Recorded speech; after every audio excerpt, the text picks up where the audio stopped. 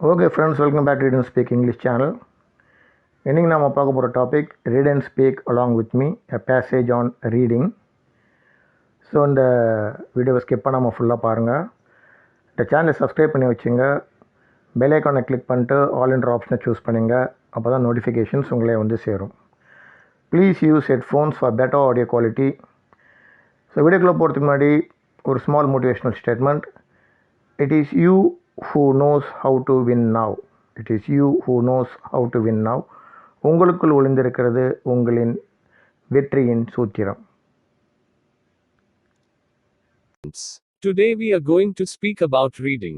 Listen to the pronunciation of words, the accent and its speed. At the end of each page, pause the video and speak this passage in your own style and speed. Okay, let's start. Reading. So what is reading? Well, reading is the process of making sense or meaning of letters, symbols, especially by sight or touch.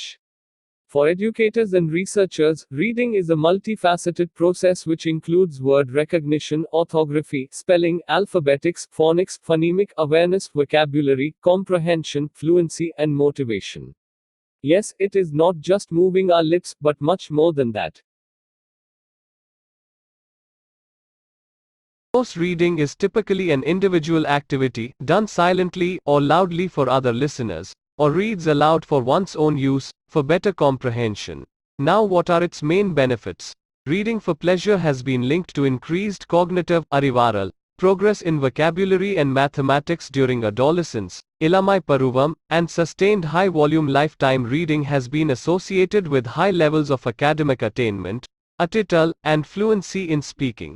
Now it is time to take a vow, kapatam, to keep reading regularly. Let's continue. Now, what are its cognitive benefits? Well, reading has also been shown to improve stress management, memory, focus, writing and speaking skills, and imagination and whatnot.